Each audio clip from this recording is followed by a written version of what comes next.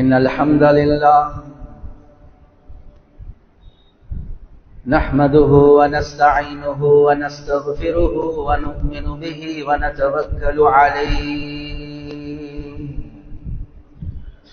ونعوذ بالله من شرور أنفسنا ومن سيئات أعمالنا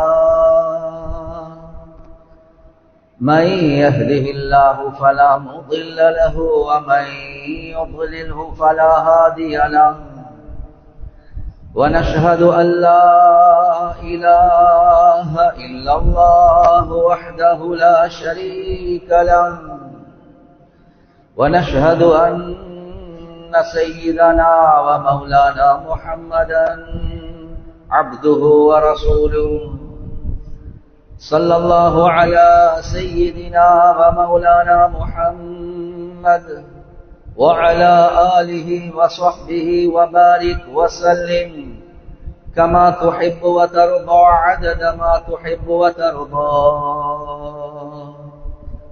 أما بعد فقد قال الله تعالى في القرآن الكريم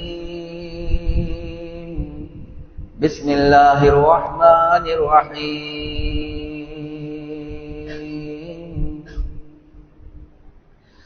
إن الذين قالوا ربنا الله ثم استقاموا تتنزل عليهم الملائكة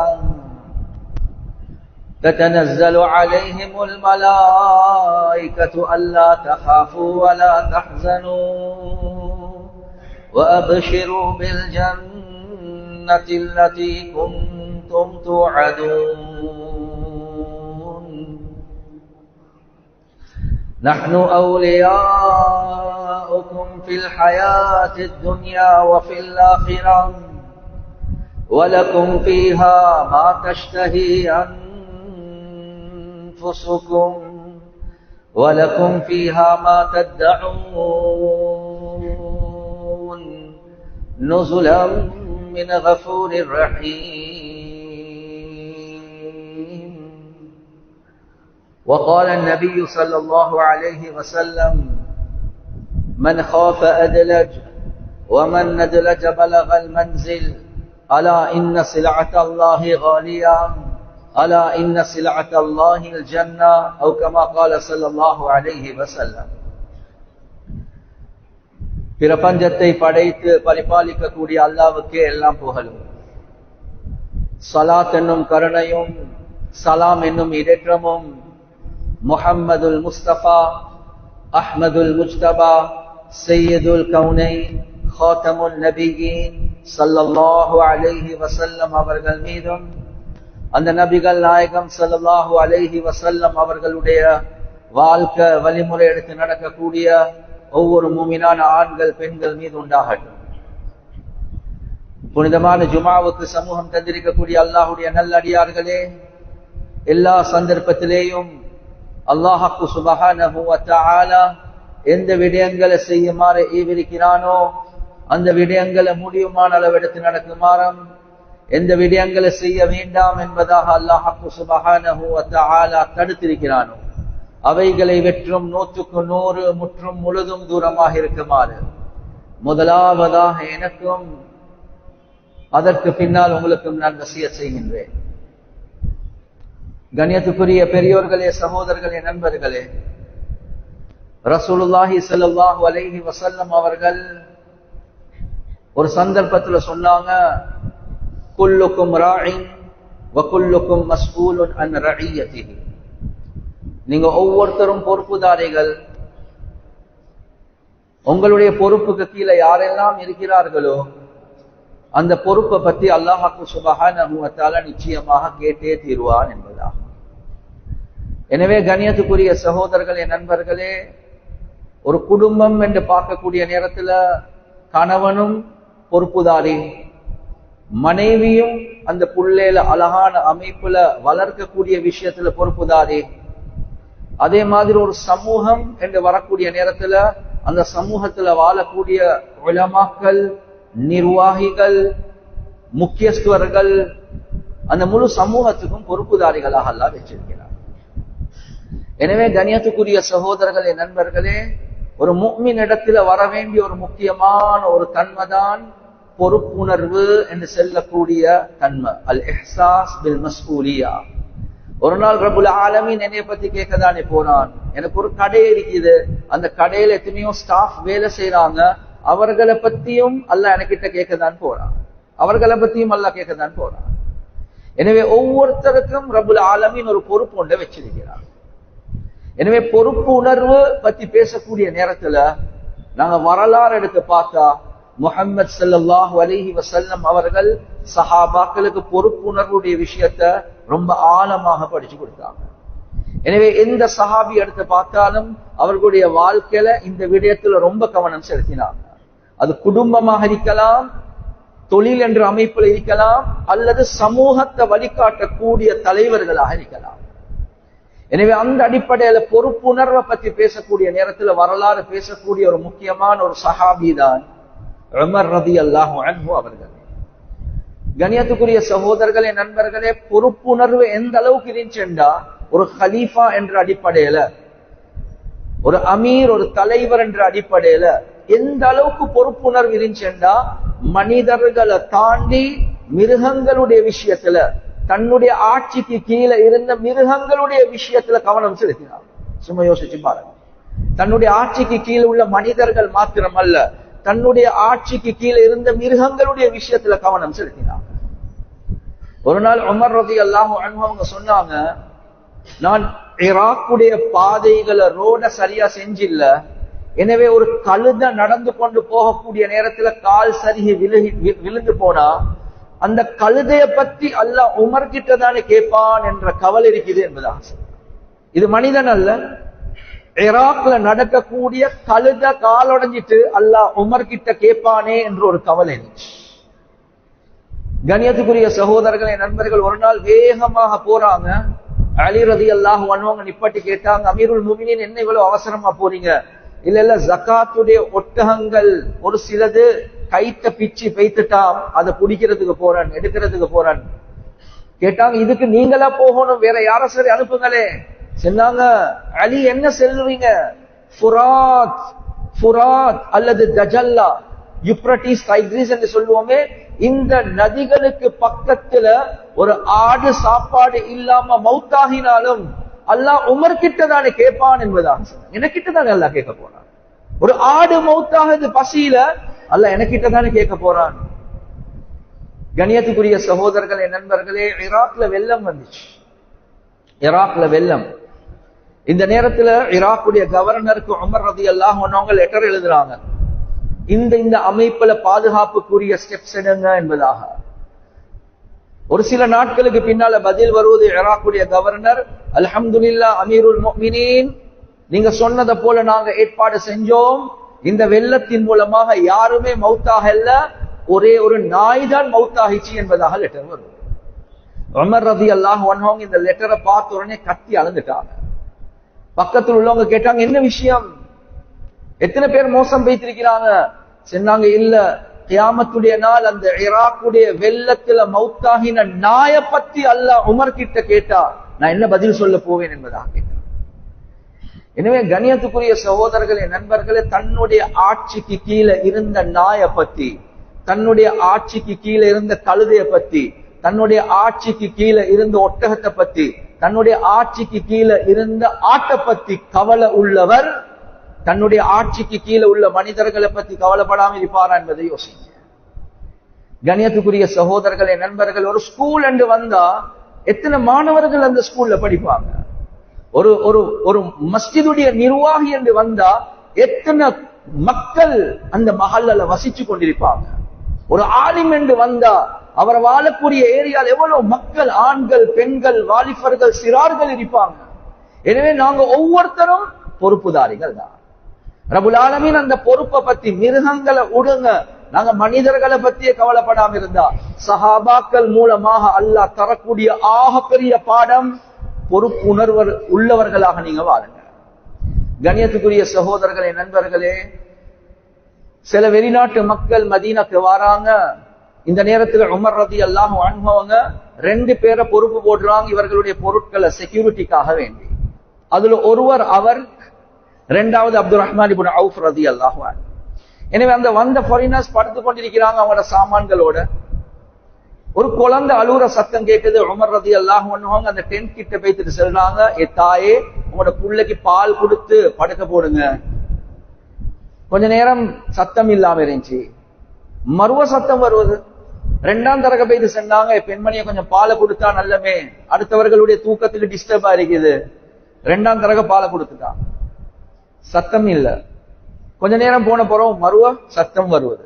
பேத்துட்டு சொன்னாங்க, என்னுடைய பார்வையில நீங்க ஒரு மோசமான தாயா இருக்கிறீங்களோ தெரியா, ஏன் பாலை கொடுக்காம இருக்கிறீங்க?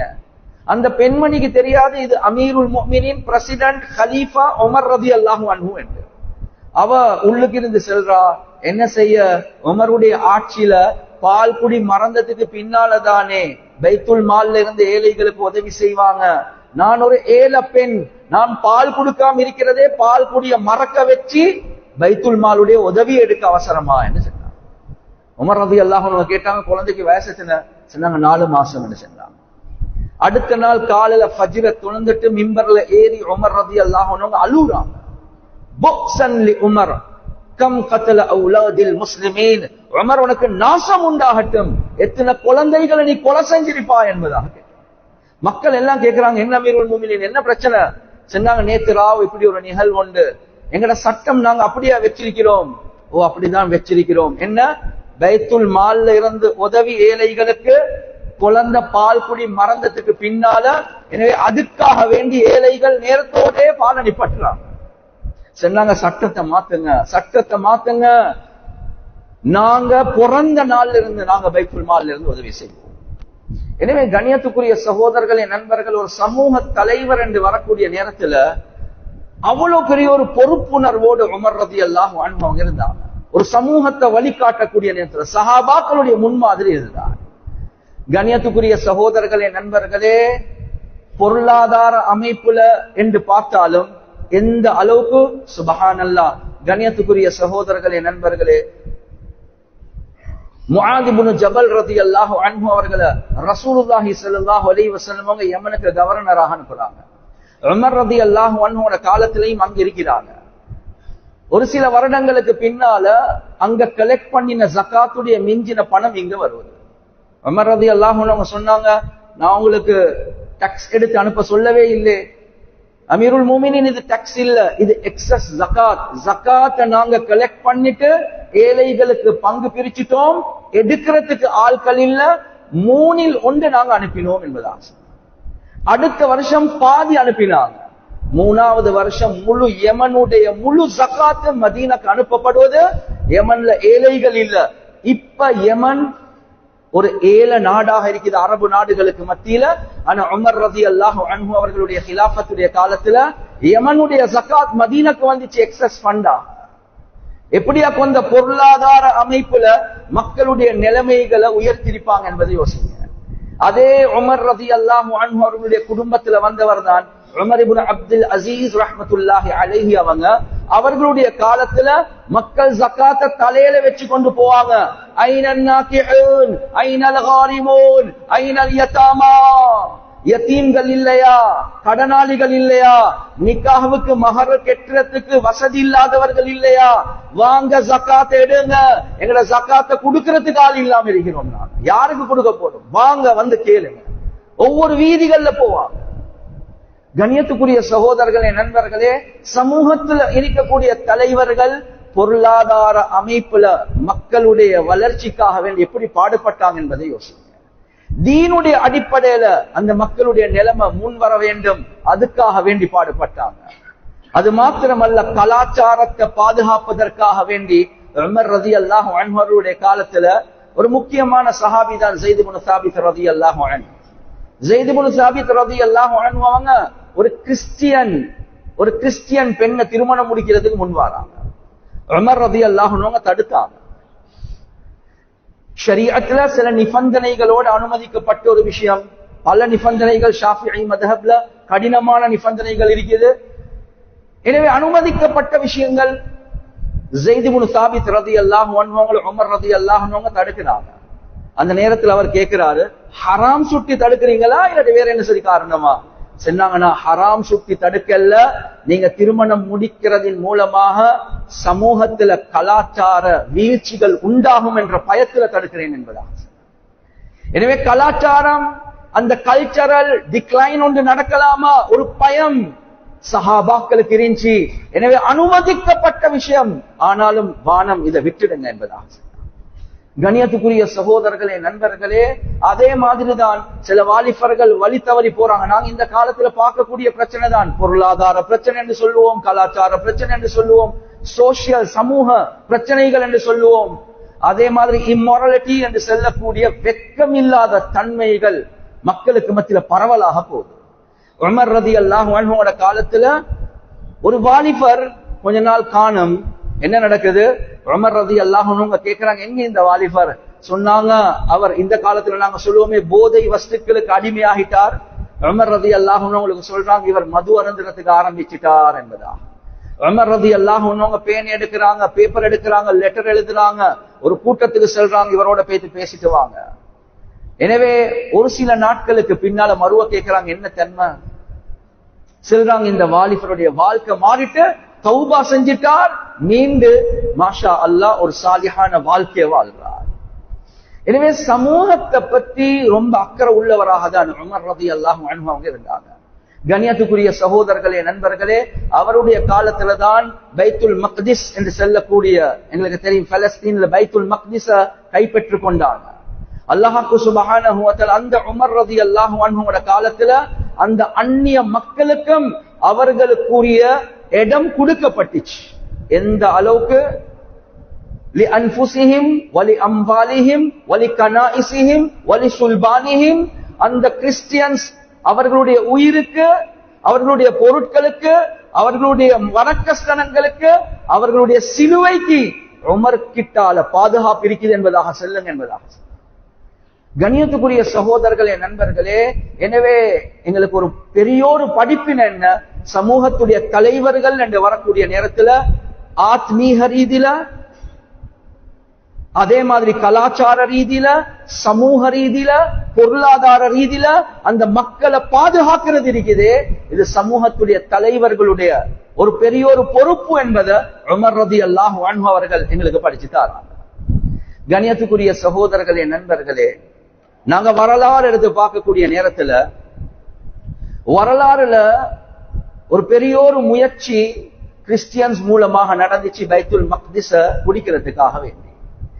கிட்டத்தட்ட 200 வருடங்கள், 200 இயர்ஸ், 200 வருடங்கள் சிலுவை யுத்தம் என்ற பெயர்ல 1096 இருந்து 1291 வரை காட்டி 200 வருடங்கள் 9 சிலுவை யுத்தங்கள் நடந்துச்சு.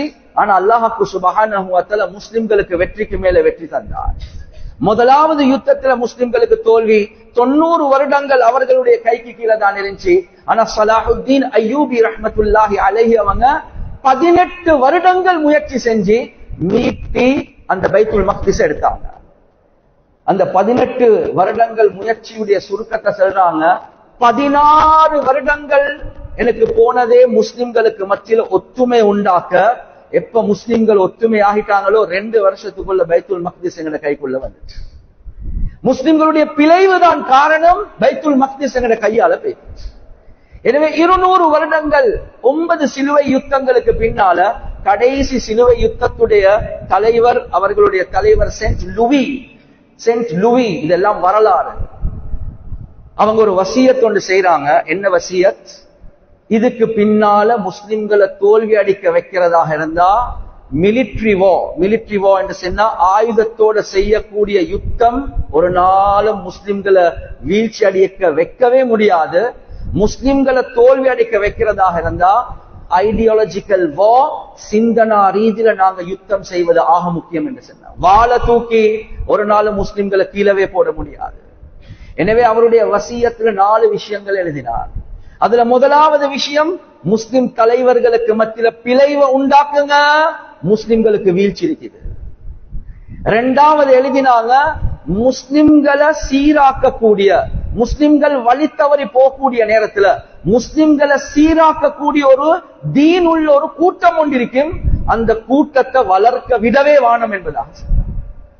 மூணாவது இம்மொராலிட்டி, முஸ்லிம் சமூகத்தை பாவங்கள்ல, ஜினால, மியூசிக்ல, அனாச்சாரங்கள்ல ஈடுபட வைங்க என்பதாக சொன்னார்.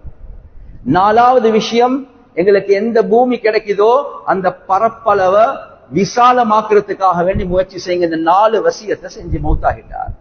கண்ணியத்துக்குரிய சகோதரர்களே, நண்பர்களே, வரலாற பார்க்கக்கூடிய நேரத்துல அதுக்கு பின்னால இஸ்லாமிய ஆட்சிகள் கீழே விழுந்த காரணமே இதுதான் காரணம். கண்ணியத்துக்குரிய சகோதரர்களே, நண்பர்களே, ஸ்பெயின் உந்துலுஸ் இருக்குதே, ஸ்பெயின், அந்த ஸ்பெயின முஸ்லிம்கள் கிட்டத்தட்ட 781 வருடங்கள் ஆட்சி செஞ்சாங்க. 781 வருடங்கள். முழு உலகத்துக்கும் ஹாஸ்பிட்டல் இன்ட்ரோடியூஸ் பண்ணினது, அறிமுகப்படுத்தினது முஸ்லிம்கள். முழு உலகத்துக்கும் சிவிலைசேஷன், அழகான கலாச்சாரங்களை இன்ட்ரோடியூஸ் பண்ணினது முஸ்லிம்கள். பெரிய வளர்ச்சி முஸ்லிம்களுக்கு இருந்துச்சு. 781 வருடங்கள். யோசிச்சு பாருங்க, சும்மா இல்ல. கண்ணியத்துக்குரிய சகோதரர்களே, நண்பர்களே, இவ்வளவு விசாலமான காலம் செஞ்ச ஆட்சி இப்ப நீங்க ஸ்பெயினுக்கு போயிட்டு பாருங்க, ஒரு கிறிஸ்டியன் நாடாக மாறியிருக்கிறது. இந்த கிறிஸ்டியன் நாடாக மாறின காரணம் ஆயுதம், வாள் இல்ல. சென்ட் லூயி அந்த 200 வருடங்களுக்கு பின்னால, அந்த சிலுவை யுத்தங்களுக்கு பின்னால எந்த வசியத்தை செஞ்சாரோ அந்த வசியத்தை அடிப்படையாக வச்சு செஞ்சாங்க. முஸ்லிம் தலைவர்களுக்கு மத்தியில பிளவுகளை உண்டாக்கினாங்க, அனாச்சாரங்கள் அதிகரிக்க வச்சாங்க. அல் அம்ரு பில் மஅரூஃப் வன் நஹ்யு அனில் முன்கர், மக்கள் தவறான வழிக்கு போகக்கூடிய நேரத்துல சீராக்கக்கூடிய மக்களை இல்லாமாக்கினாங்க. கண்ணியத்துக்குரிய சகோதரர்களே, நண்பர்களே, முஸ்லிம்களுக்கு வீழ்ச்சிக்கு மேல வீழ்ச்சி. கண்ணியத்துக்குரிய சகோதரர்களே, நண்பர்களே, ஒரு காலம் இருந்துச்சு, ஒவ்வொரு வீடுலையும் ஒரு ஹாஃபிலா இருந்தா, ஒரு ஆலிமா இருந்தா, ஒவ்வொரு வீடுகள்ல அவ்வளவு தீன். அந்த ஸ்பெயினுக்கு பக்கத்து நாடுதான் பிரான்ஸ். அந்த பிரான்ஸ்ல இருந்து சில உழவர்கள் அனுப்புறாங்க, ஸ்பெயினுடைய வீழ்ச்சிக்கு காரணம் என்னன்றதை பார்த்துட்டு வாங்க, ஸ்பெயினை தோல்வி அடைக்க வைக்கிறதுக்கு என்ன செய்யலாம் என்றதை பார்த்துட்டு வாங்க. பிரான்ஸ்ல இருந்து சில உழவர்கள் வாராங்க, முஸ்லிம்களை போல உடுத்துக்கொண்டு. கண்ணியத்துக்குரிய சகோதரர்களே, நண்பர்களே, வந்து பாக்குறாங்க, 16 வயது ஒரு வாலிபர் அழுந்து கொண்டிருக்கிறார். 16 வயது வாலிபர், ஓ லெவல் வயசுன்னு நினைச்சுக்கோங்களே. இந்த 16 வயது வாலிபர் அழுந்து கொண்டிருக்கிறாரு. வந்து கேட்கிறாங்க, முஸ்லிம்கள் போல நடிச்சு கொண்டு வந்து கேட்கிறாங்க, மகனே அழுவுறீங்க? அந்த வாலிபர் ரொம்ப கஷ்டத்தோட சொல்லிட்டார், சாச்சா அங்கிள், நான் அழுவுறேன் என்றா, இன்றைக்குதான் நான் ஹாஃபிஸ் ஆகிட்டேன், இன்றைக்குதான் குர்ஆன மனனம் செஞ்சு முடிச்சிட்டேன். சொன்னாங்க, நீ சந்தோஷப்பட வேண்டிய நாள்ல அழுவுறாய்? சொன்னாங்க, அங்கிள் என்ன சொல்றீங்க? ஏண்ட வயதுல எத்தனையோ பேர் குர்ஆன முடிச்சு இல்ம படிச்சு அல்லாஹ்வுடைய பாதையில பல ஹிதுமத்துல செஞ்சு கொண்டிருக்கிறாங்க, நான் லேட் ஆகிட்டேன், இந்த கவலையில தான் அழுவுறேன் என்பதாக. நான் லேட், நான் டூ லேட். எனவே இந்த உழவர்கள் பிரான்ஸ்ல போயிட்டு சொன்னாங்க, ஸ்பெயினை வீழ்ச்சி அடைக்க உலகால முடியாது, அங்க வாலிபர்கள் தீனோட இருக்கிறாங்க. கண்ணியத்துக்குரிய சகோதரர்களே, நண்பர்களே, 30 வருடங்களுக்கு பின்னால மீண்டும் அனுப்புறாங்க, உழவர்களை பார்த்துட்டு வாங்க, இப்ப என்ன சரி செய்யலாமா என்று. அதே மாதிரி ஒரு வாலிபர், 16 வயது வாலிபர் அழுது கொண்டிருக்கிறார்.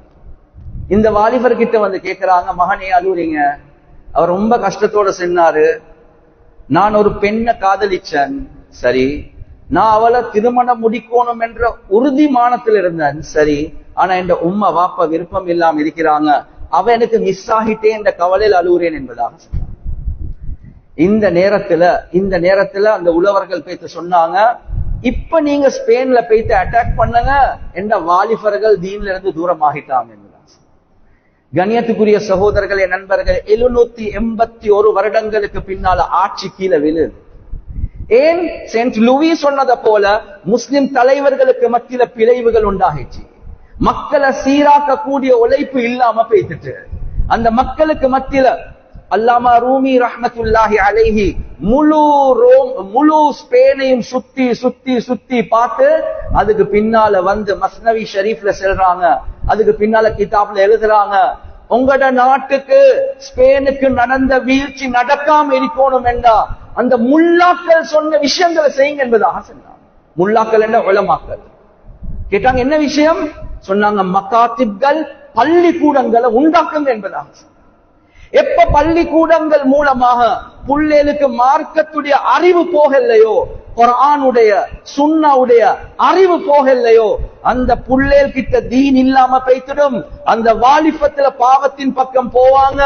எனவே ஸ்பெயினுடைய வீழ்ச்சிக்கு காரணமே இதுதான் என்பதாக. கண்ணியத்துக்குரிய சகோதரர்களே, நண்பர்களே, இதே மாதிரிதான் இந்தியாவுடைய வீழ்ச்சி எங்களுக்கு தெரியும். அங்க முகலுடைய ஆட்சி இருந்துச்சு, இஸ்லாமிய ஆட்சி, முகலுடைய ஆட்சி. முஜத்தித் அல் ஃபசானி ரஹ்மத்துல்லாஹி அலைஹி எந்த அளவுக்கு மிஷனரியுடைய முயற்சிகள் நடந்துச்சுண்டா, மிஷனரியுடைய முயற்சி எந்த அளவுக்கு நடந்துச்சு என்றா, அங்க உள்ள அக்பர் பாதுஷாஹுடைய மகன் கிறிஸ்டியனாக மாறிட்டார். அரசனுடைய மகன் கிறிஸ்டியனாக மாறிட்டார்.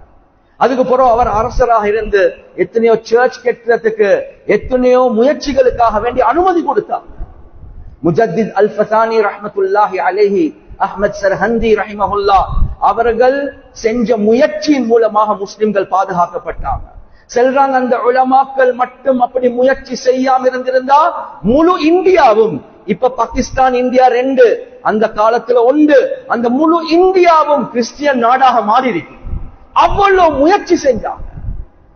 கண்ணியத்துக்குரிய சகோதரர்களே, நண்பர்களே, மஹ்மூதுல் ஹசன் ரஹ்மத்துல்லாஹி அலைஹி அவங்கள பிரிட்டிஷ் கவர்மெண்ட் 4 வருஷம் ஜெயிலுக்குள்ள போட்டாங்க. ஜெயில இருந்து வெளியே வந்த பிறகு சொன்னாங்க, 2 நசீஹத். இஸ்லாம் இல்லாம போறதுக்கு காரணம் இந்த இந்தியால 2 காரணம். இந்த மக்களுக்கு மத்தியில இந்த 2 விஷயம் வந்தா பாதுகாப்பு இருக்குது. முதலாவது முஸ்லிம்களுக்கு மத்தியில ஒத்துமை. 2வது சொன்னாங்க, நாங்க குர்ஆனுடைய அறிவை சிறார்களுக்கு, வாலிபர்களுக்கு கொடுக்காதது இருக்குதே, இதுதான் இஸ்லாம் கீழே விழுறதுக்கு காரணம். இந்தியால ஆட்சிகள், நான் சாதாரண வார்த்தைகளை செல்லல, அங்க உமையாக்களுடைய ஆட்சி, இங்க கண்ணியத்துக்குரிய சகோதரர்களே, நண்பர்களே, முகலுடைய ஆட்சி கீழே விழுந்துச்சு. அதே மாதிரி ஒட்டோமன் எம்பையருடைய ஆட்சியை பாருங்க, உஸ்மானிய கிலாபத் 623 வருடங்கள் உலகத்தை ஆட்சி செஞ்சாங்க. மக்கா மதீனாவுடைய ஆட்சி அவர்களுக்கு கீழே இருந்துச்சு. கண்ணியத்துக்குரிய சகோதரர்களே, நண்பர்களே, எங்கள் மூலமாகவே எங்கட ஹிலாஃபத்தை இல்லாமாக்கி போட்டாங்க.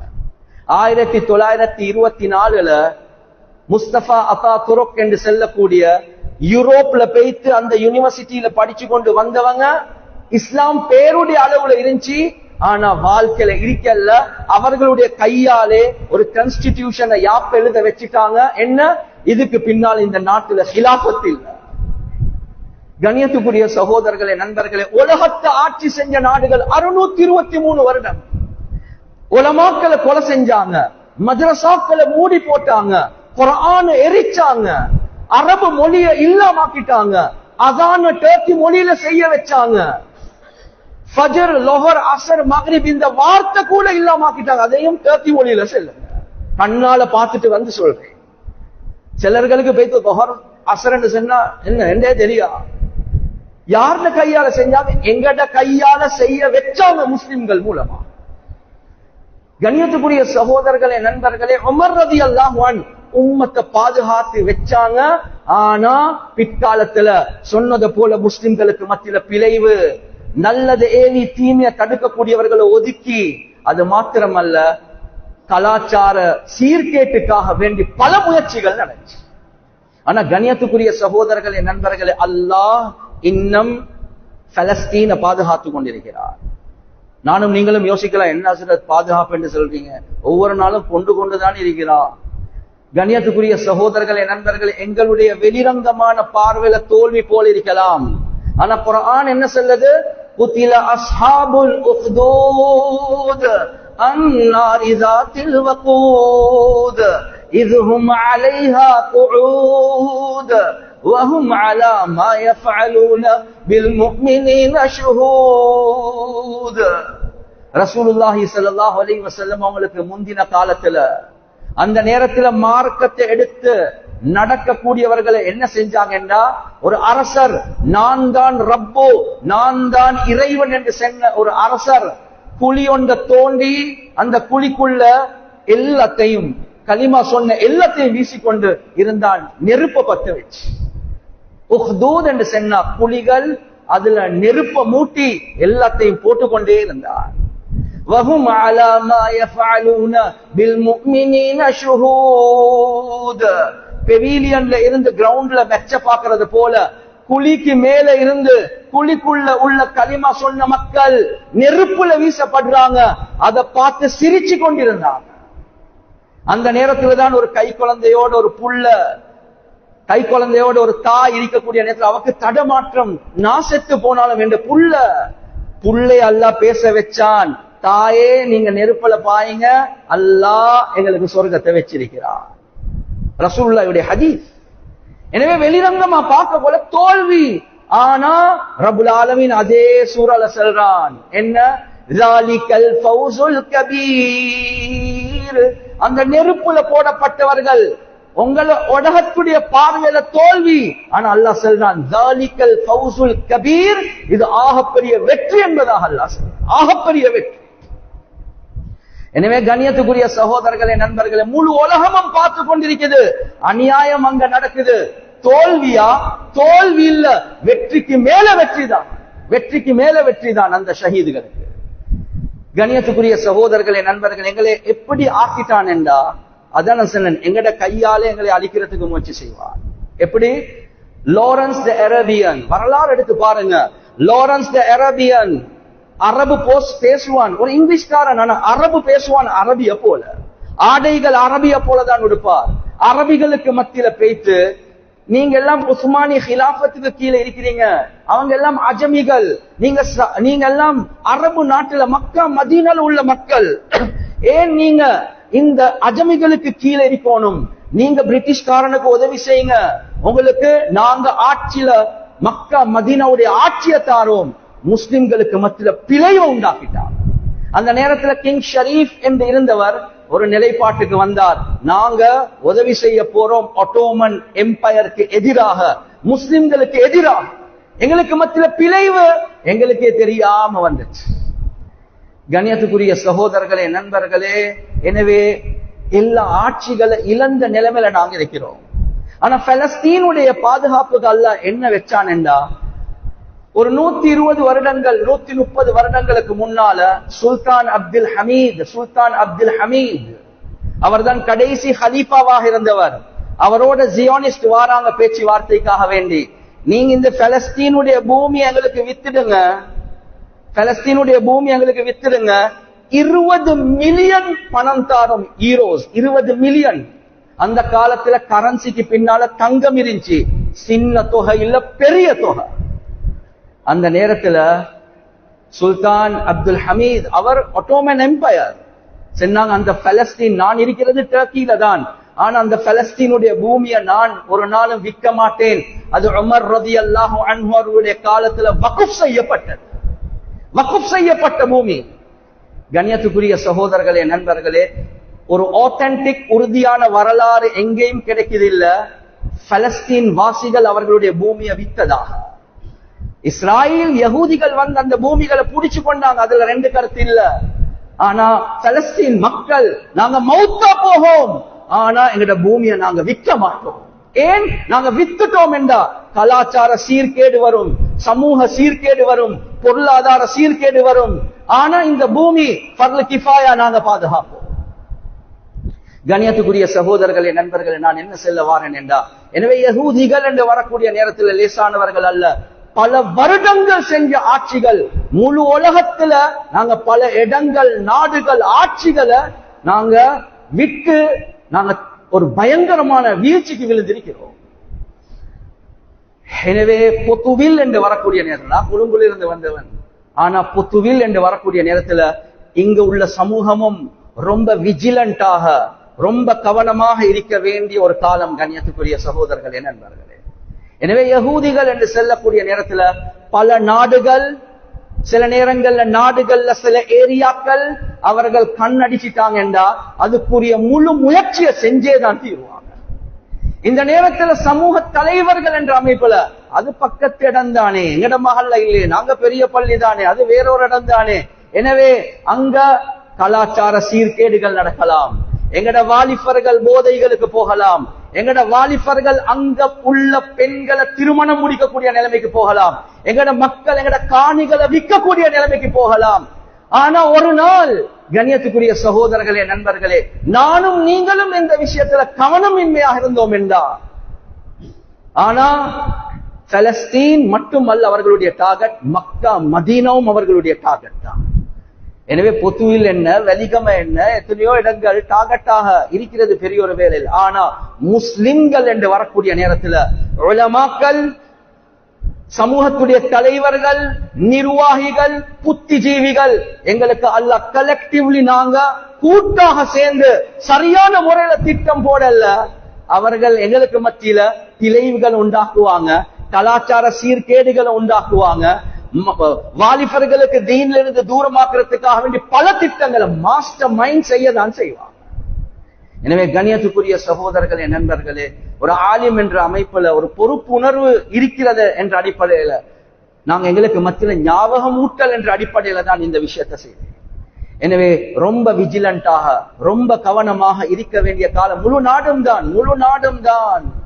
எனவே யார விலைக்கு வாங்கணுமோ, ஒரு கவர்மெண்ட விலைக்கு வாங்கணுமா வாங்குவாங்க, முஸ்லிம்களை விலைக்கு வாங்கணுமா வாங்குவாங்க, அல்லாஹ் பாதுகாக்க உலமாக்களை வாங்கணுமா வாங்குவாங்க.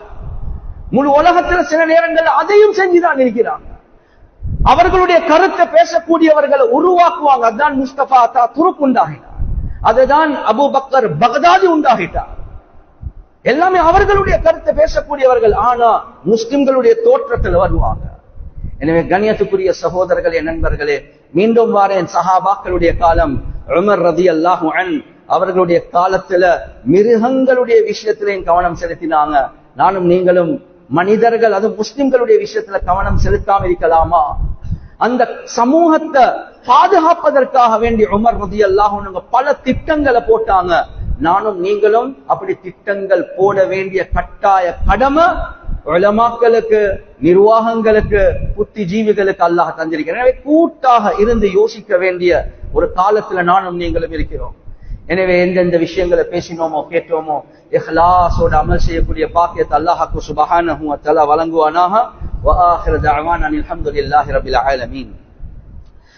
إن الحمد لله نحمده ونستعينه ونستغفره ونؤمن به ونتوكل عليه ونعوذ بالله من شرور أنفسنا ومن سيئات أعمالنا من يهده الله فلا مضل له ومن يضلله فلا هادي له ونشهد أن لا إله إلا الله وحده لا شريك له ونشهد أن سيدنا ومولانا محمدا عبده ورسوله صلى الله على سيدنا ومولانا محمد وعلى آله وصحبه وبارك وسلم كما تحب وترضى عدد ما تحب وترضى.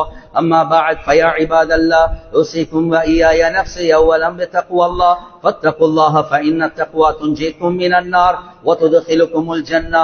أحبتي في الله، إن الكرم قلب المؤمن وهو الأصل الذي للإنسان في الأمور الدنيوية والأخروية وهو مأوى محبة الله سبحانه وتعالى.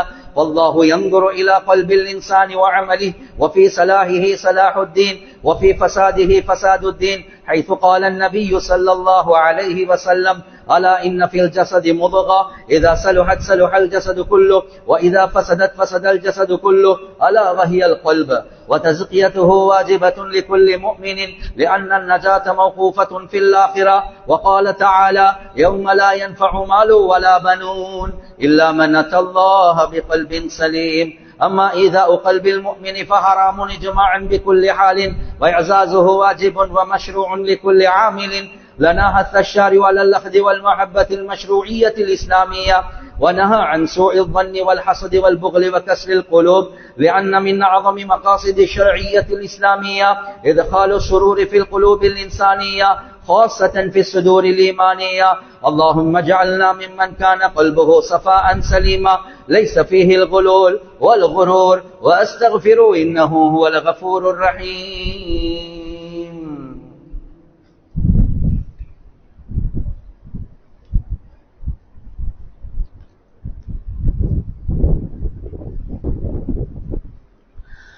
إن الحمد لله نحمده ونستعينه ونستغفره ونؤمن به ونتوكل عليه ونعوذ بالله من شرور أنفسنا ومن سيئات أعمالنا. من يهده الله فلا مضل له ومن يضلله فلا هادي له، ونشهد أن لا إله إلا الله وحده لا شريك له، ونشهد أن سيدنا ومولانا محمدا عبده ورسوله، صلى الله على سيدنا ومولانا محمد وعلى آله وصحبه وبارك وسلم كما تحب وترضى عدد ما تحب وترضى. أما بعد، فيا عباد الله، أوصيكم وإياي نفسي أولا بتقوى الله، فاتقوا الله فإن التقوى تنجيكم من النار وتدخلكم الجنة. واعلموا عباد الله إن الله أمركم أمرا عميما، وبدأ بنفسه تكريما، وثنى بملائكته المقدسة تعظيما، وقال جل جلاله عظيما: إن الله وملائكته يصلون على النبي يا أيها الذين آمنوا صلوا عليه وسلموا تسليما. قال النبي صلى الله عليه وسلم: أرحم أمتي بأمتي أبو بكر، وأشدهم في أمر الله عمر، وأحياهم عثمان، وأقضاهم علي، وفاطمة سيدة نساء أهل الجنة، والحسن والحسين سيدا شباب أهل الجنة، وحمزة وسد الله وسد رسوله رضي الله عنهم أجمعين. اللهم اغفر للعباس وأولاده مغفرة ظاهرة وباطنة لا تغادر ذنبا. اللهم اعز الإسلام والمسلمين، وأذل الشرك والمشركين، ودمر أعداء الدين، فانصرنا على القوم الكافرين. اللهم اجرنا من النار، ولا تشفي خلقنا بالنار، ولا تجعلنا من حطب النار، فإنها بئس الدار وبئس المثوى وبئس القرار. اللهم اغفر للمؤمنين والمؤمنات والمسلمين والمسلمات الأحياء منهم والأموات، إنك قريب مجيب الدعوات يا قاضي الحاجات. إن الله يأمر بالعدل والإحسان وإيتاء ذي القربى، وينهى عن الفحشاء والمنكر والبغي، يعظكم لعلكم تذكرون.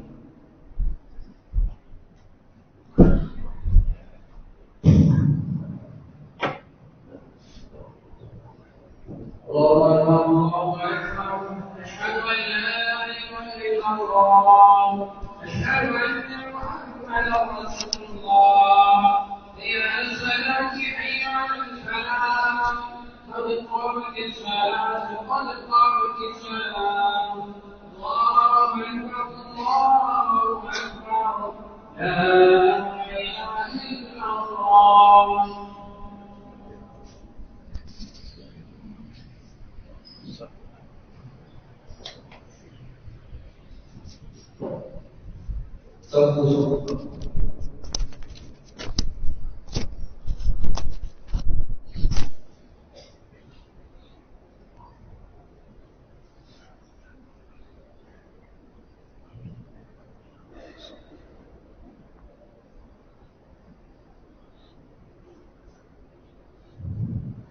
الله أكبر.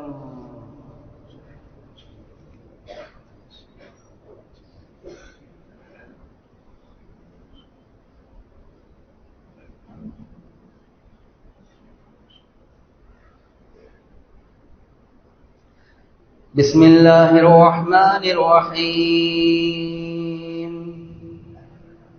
الحمد لله رب العالمين، الرحمن الرحيم، مالك يوم الدين. إياك نعبد وإياك نستعين، اهدنا الصراط المستقيم، صراط الذين أنعمت عليهم غير المغضوب عليهم ولا الضالين. آمين.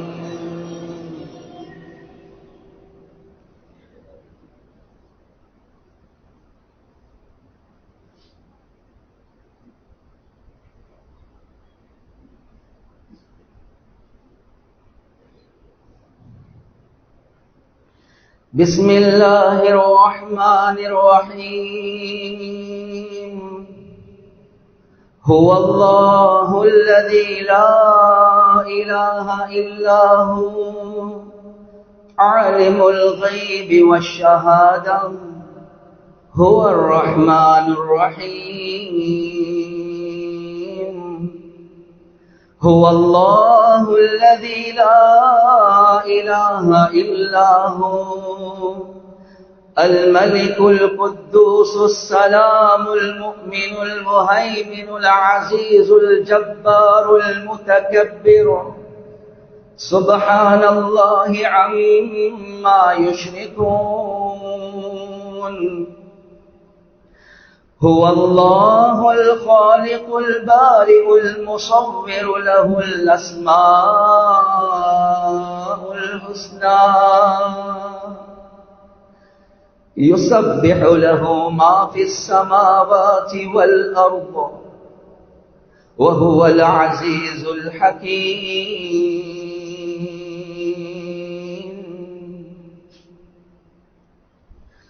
الله أكبر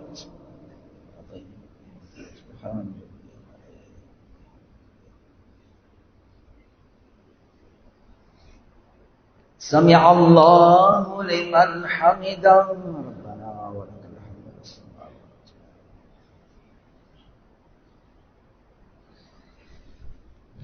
الله أكبر سبحان ربي الأعلى سبحان ربي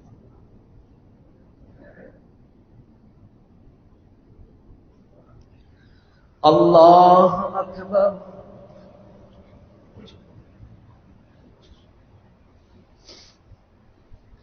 الله أكبر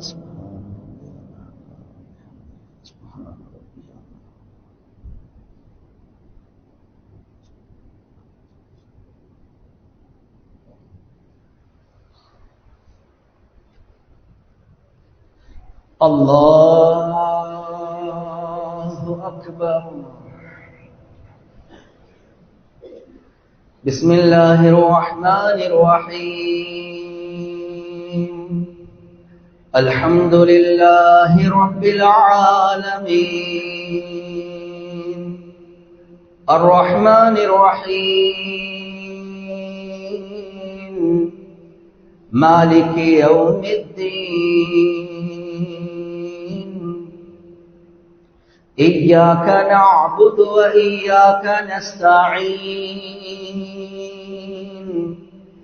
اهدنا الصراط المستقيم صراط الذين أنعمت عليهم غير المغضوب عليهم ولا الضالين آمين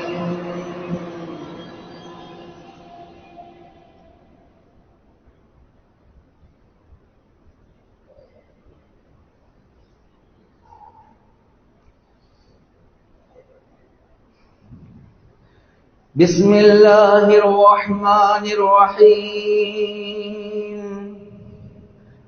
قل أعوذ برب الناس ملك الناس إله الناس من شر الوسواس الخناس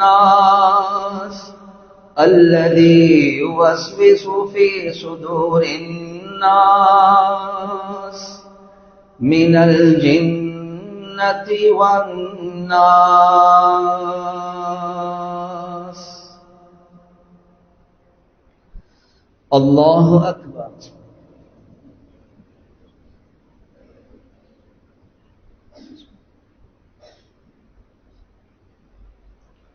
سمع الله لمن حمده ربنا ولك الحمد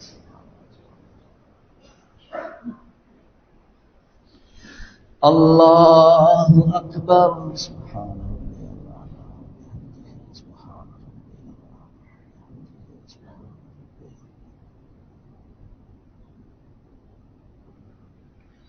الله أكبر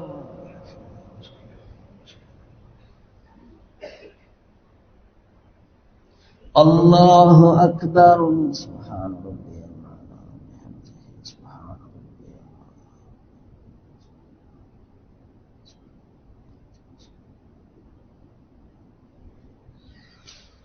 الله أكبر.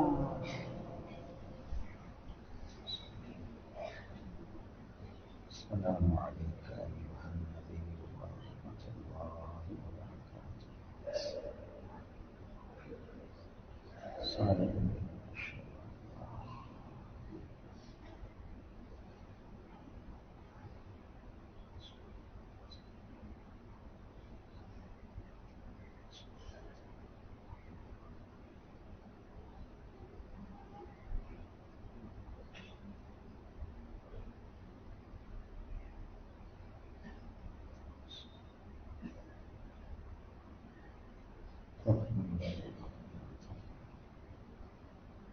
السلام عليكم ورحمة الله. السلام عليكم ورحمة الله.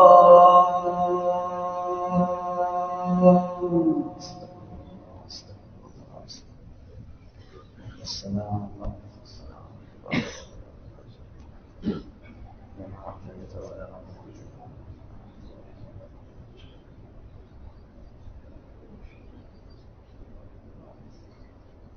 اللهم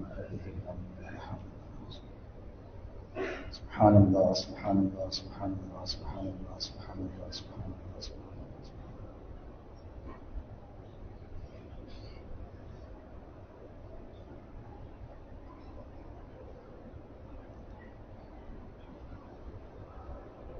الحمد لله الحمد لله الحمد لله الحمد لله.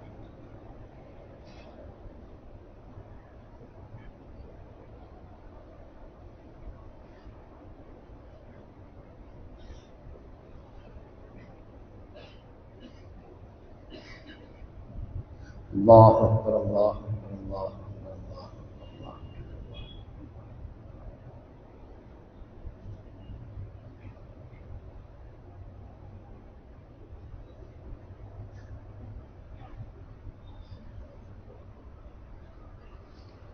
آمين. الحمد لله رب العالمين حمدا كثيرا طيبا مباركا فيه على كل حال.